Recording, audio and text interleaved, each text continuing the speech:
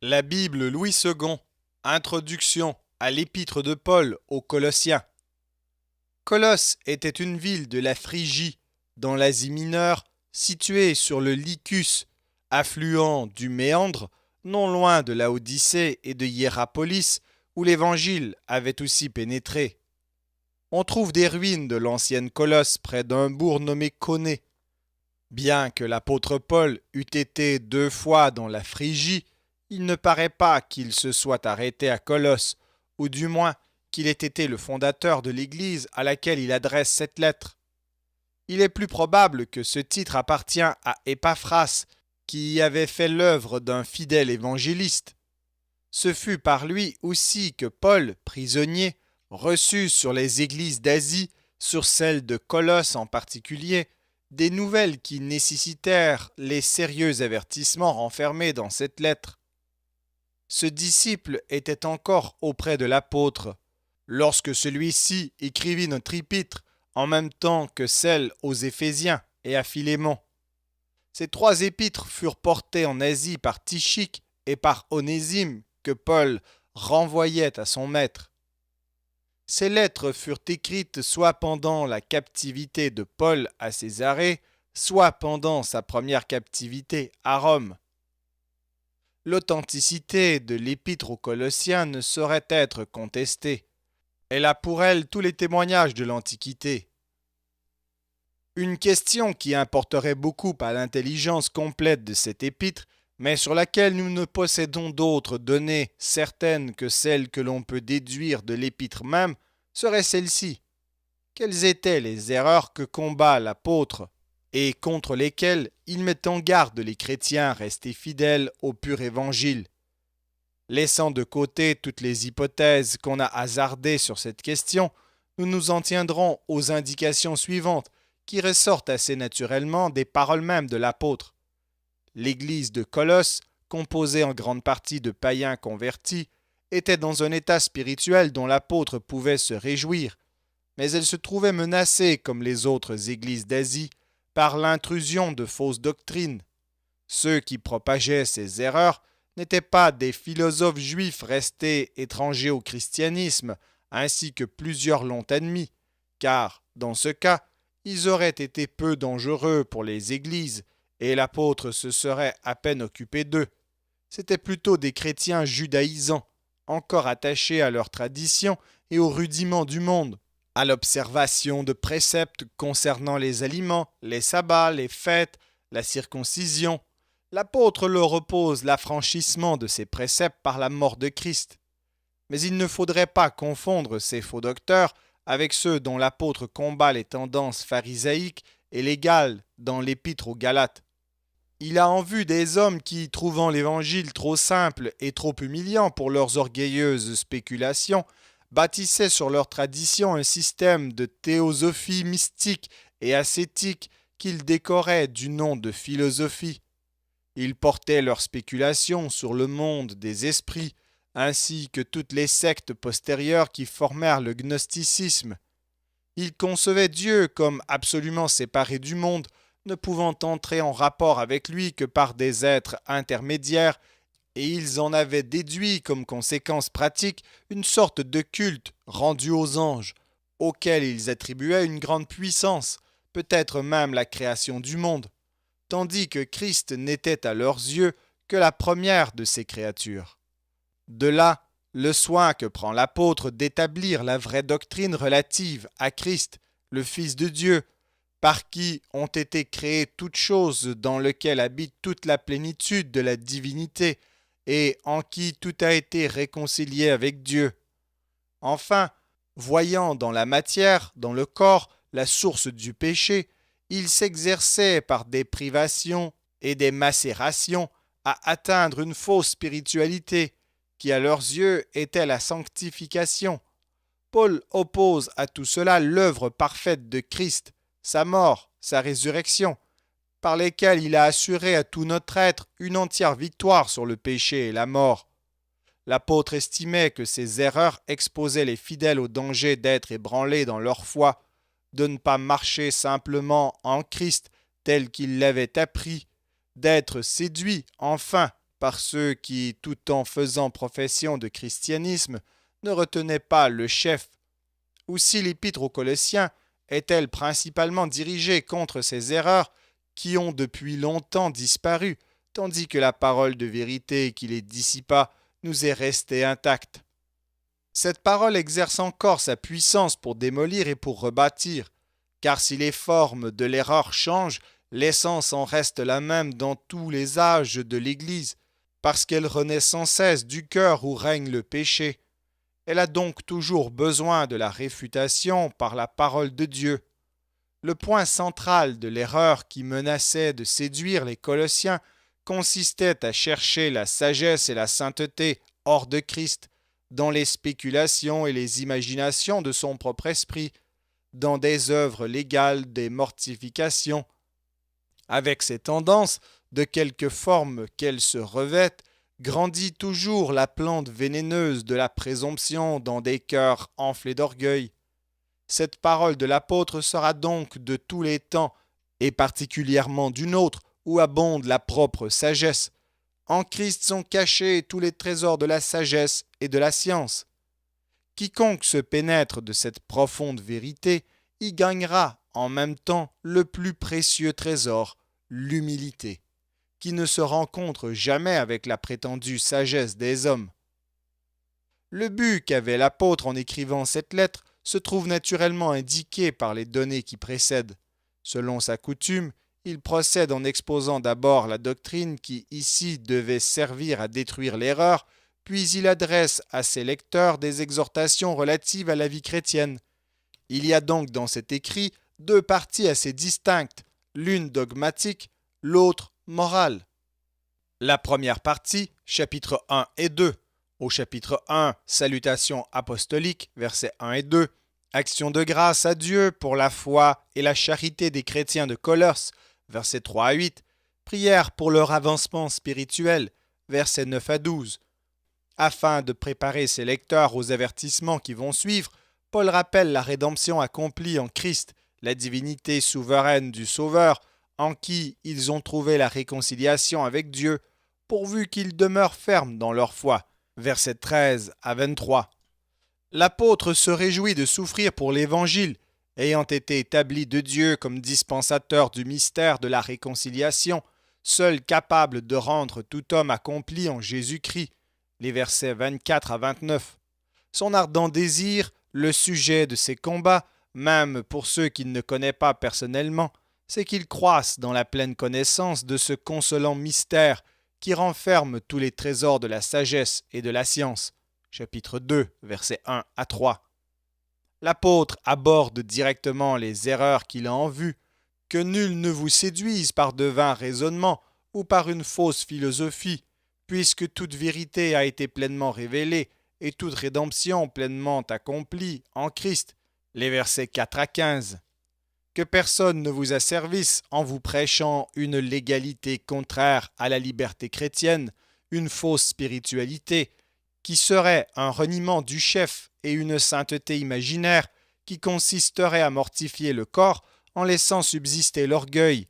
Les versets 16 à 23. Ensuite, la seconde partie, les chapitres 3 et 4. Supposant que ces lecteurs sont ressuscités avec Christ, Paul les exhorte à marcher avec lui dans une vie nouvelle, spirituelle, à avancer dans l'œuvre de la régénération, à pratiquer la charité et le support mutuel, à employer les moyens de grâce pour l'édification commune, enfin à faire toutes choses au nom du Seigneur et avec reconnaissance envers Dieu. Chapitre 3, versets 1 à 17. En traitant ensuite dans le cercle le plus intime de la vie de famille, l'apôtre retrace aux époux chrétiens, aux enfants et aux parents, aux serviteurs et aux maîtres leurs obligations réciproques. Chapitre 3, verset 18 jusqu'au chapitre 4, verset 1. Après avoir demandé à ses frères le secours de leurs prières pour le succès de son ministère et leur avoir recommandé la prudence envers ceux du dehors, versets 2 à 6, Paul termine sa lettre par quelques communications personnelles et par des salutations écrites de sa propre main, versets 7 à 18.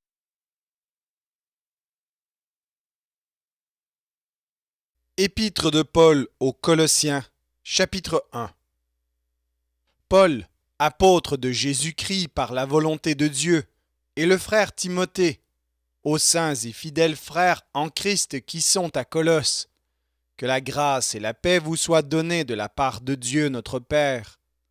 Nous rendons grâce à Dieu, le Père de notre Seigneur Jésus-Christ, et nous ne cessons de prier pour vous, ayant été informés de votre foi en Jésus-Christ et de votre charité pour tous les saints, à cause de l'espérance qui vous est réservée dans les cieux, et que la parole de la vérité, la parole de l'Évangile vous a précédemment fait connaître.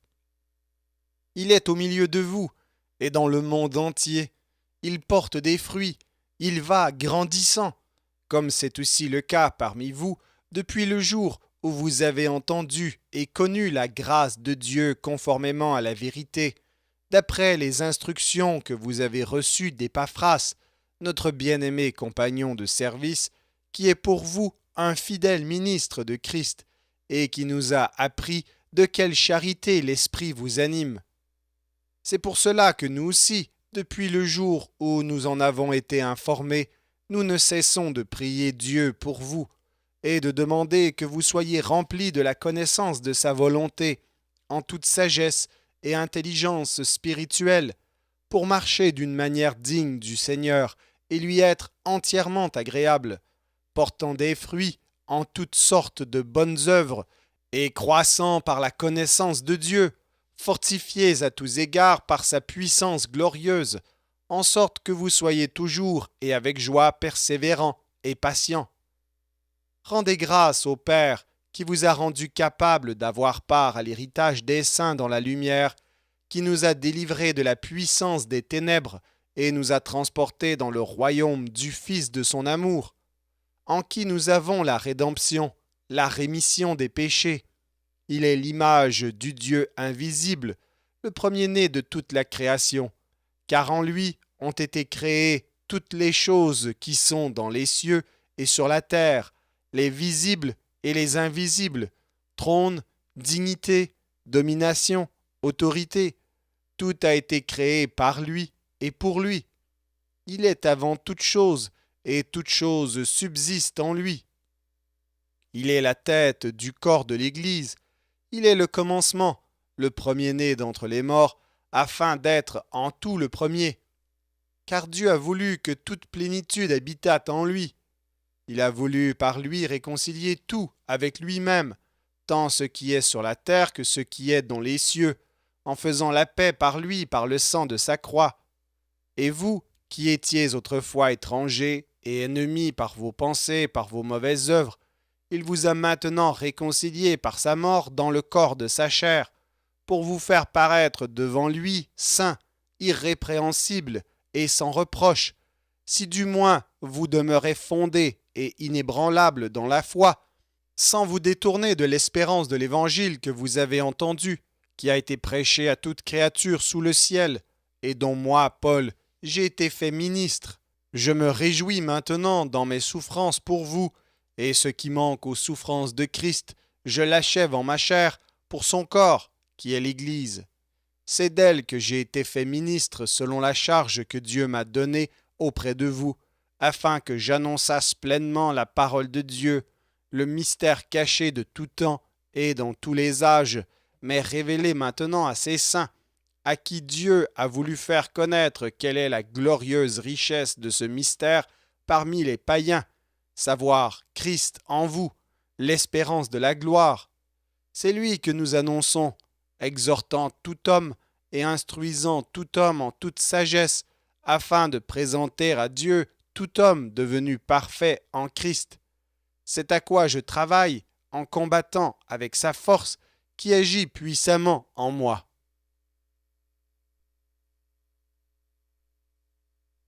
Épître de Paul aux Colossiens, chapitre 2. Je veux, en effet, que vous sachiez combien est grand le combat que je soutiens pour vous et pour ceux qui sont à Laodicée, et pour tous ceux qui n'ont pas vu mon visage en la chair, afin qu'ils aient le cœur rempli de consolation, qu'ils soient unis dans la charité et enrichis d'une pleine intelligence pour connaître le mystère de Dieu, savoir Christ, mystère dans lequel sont cachés tous les trésors de la sagesse et de la science. Je dis cela afin que personne ne vous trompe par des discours séduisants. Car si je suis absent de corps, je suis avec vous en esprit, voyant avec vous le bon ordre qui règne parmi vous, et la fermeté de votre foi en Christ. Ainsi donc, comme vous avez reçu le Seigneur Jésus-Christ, marchez en lui, étant enracinés et fondés en lui, et affermis par la foi, d'après les instructions qui vous ont été données, et abondez en actions de grâce.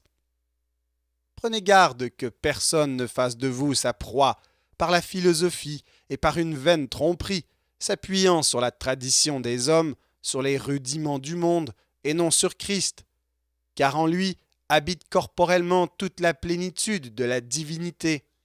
Vous avez tout pleinement en lui, qui est le chef de toute domination et de toute autorité. Et c'est en lui que vous avez été circoncis d'une circoncision que la main n'a pas faite, mais de la circoncision de Christ, qui consiste dans le dépouillement du corps de la chair. Ayant été ensevelis avec lui par le baptême, vous êtes aussi ressuscités en lui et avec lui par la foi en la puissance de Dieu qui l'a ressuscité des morts. Vous qui étiez morts par vos offenses et par l'incirconcision de votre chair, il vous a rendus à la vie avec lui, en nous faisant grâce pour toutes nos offenses. Il a effacé l'acte dont les ordonnances nous condamnaient et qui subsistait contre nous, et il l'a détruit en le clouant à la croix. Il a dépouillé les dominations et les autorités, et les a livrées publiquement en spectacle, en triomphant d'elles par la croix. Que personne donc ne vous juge au sujet du manger ou du boire, ou au sujet d'une fête, d'une nouvelle lune, ou des sabbats. C'était l'ombre des choses à venir, mais le corps est en Christ. Qu'aucun homme, sous une apparence d'humilité, et par un culte des anges, ne vous ravisse à son gré le prix de la course, tandis qu'il s'abandonne à ses visions et qu'il est enflé d'un vain orgueil par ses pensées charnelles, sans s'attacher au chef, dont tout le corps, assisté et solidement assemblé par des jointures et des liens, tire l'accroissement que Dieu donne. Si vous êtes morts avec Christ au rudiment du monde, pourquoi, comme si vous viviez dans le monde, vous impose-t-on ces préceptes? Ne prends pas, ne goûte pas, ne touche pas. Préceptes qui tous deviennent pernicieux par l'abus et qui ne sont fondés que sur les ordonnances et les doctrines des hommes. Ils ont, à la vérité, une apparence de sagesse, en ce qu'ils indiquent un culte volontaire, de l'humilité et le mépris du corps, mais ils sont sans aucun mérite et contribuent à la satisfaction de la chair.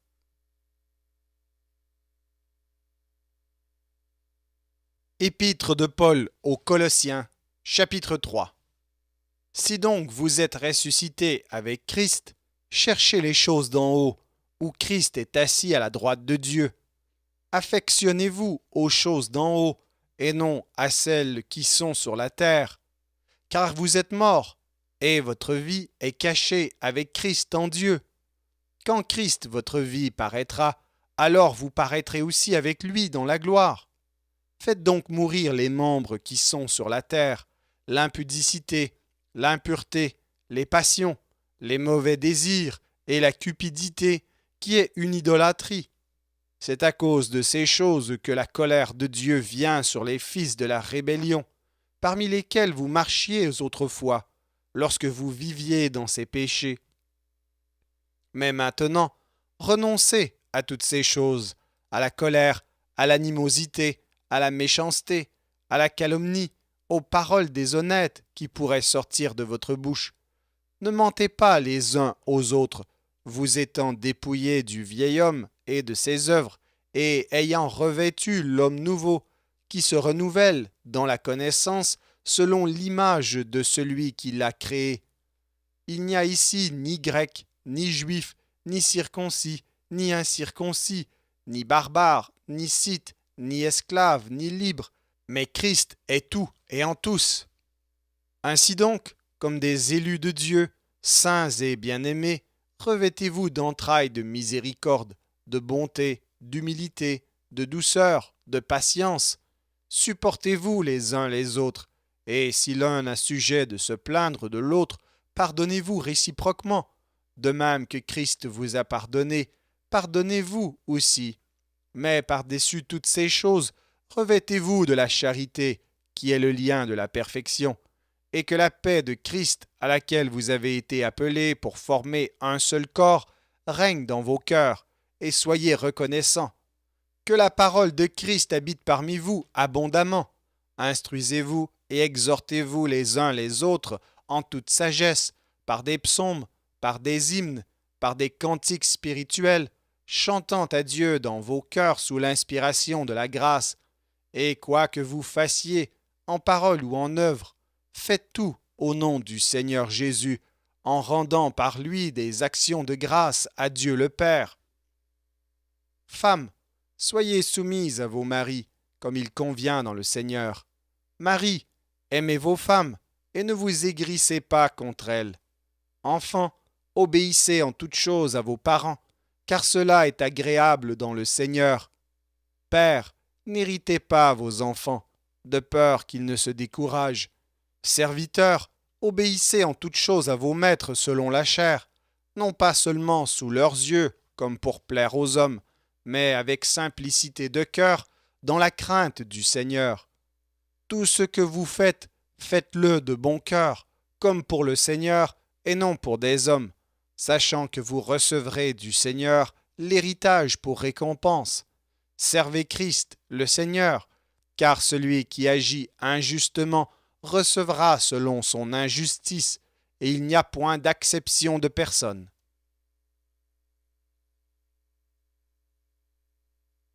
Épître de Paul aux Colossiens, chapitre 4. Maîtres, accordez à vos serviteurs ce qui est juste et équitable, sachant que vous aussi vous avez un Maître dans le ciel. Persévérez dans la prière, veillez-y avec action de grâce, priez en même temps pour nous, afin que Dieu nous ouvre une porte pour la parole, en sorte que je puisse annoncer le mystère de Christ pour lequel je suis dans les chaînes, et le faire connaître comme je dois en parler. Conduisez-vous avec sagesse envers ceux du dehors, et rachetez le temps. Que votre parole soit toujours accompagnée de grâce, assaisonnée de sel, afin que vous sachiez comment il faut répondre à chacun. Tychik, le bien-aimé frère, et le fidèle ministre, mon compagnon de service dans le Seigneur, vous communiquera tout ce qui me concerne. Je l'envoie exprès vers vous pour que vous connaissiez notre situation et pour qu'il console vos cœurs. Je l'envoie avec Onésime, le fidèle et bien-aimé frère qui est des vôtres. Ils vous informeront de tout ce qui se passe ici. Aristarque, mon compagnon de captivité, vous salue, ainsi que Marc, le cousin de Barnabas, au sujet duquel vous avez reçu des ordres. S'il va chez vous, accueillez-le. Jésus, appelé Justus, vous salue aussi. Ils sont du nombre des circoncis, et les seuls qui aient travaillé avec moi pour le royaume de Dieu, et qui aient été pour moi une consolation. Épaphras, qui est des vôtres, vous salue. Serviteur de Jésus-Christ, il ne cesse de combattre pour vous dans ses prières, afin que, parfait et pleinement persuadé, vous persistiez dans une entière soumission à la volonté de Dieu. Car je lui rends le témoignage qu'il a une grande sollicitude pour vous, pour ceux de Laodicée et pour ceux d'Hiérapolis. Luc, le médecin bien-aimé, vous salue, ainsi que Démas. Saluez les frères qui sont à Laodicée, et Nymphas, et l'Église qui est dans sa maison. Lorsque cette lettre aura été lue chez vous, faites en sorte qu'elle soit aussi lue dans l'Église des Laodicéens, et que vous lisiez à votre tour celle qui vous arrivera de Laodicée. Et dites à Archippe, prends garde au ministère que tu as reçu dans le Seigneur, afin de le bien remplir. Je vous salue, moi Paul, de ma propre main. Souvenez-vous de mes liens, que la grâce soit avec vous. Merci d'avoir écouté cet enregistrement de la Bible. N'hésitez pas à le partager. Vous pouvez également télécharger la version MP3 sur le site Un héros dans le net. Vous avez le lien dans la description.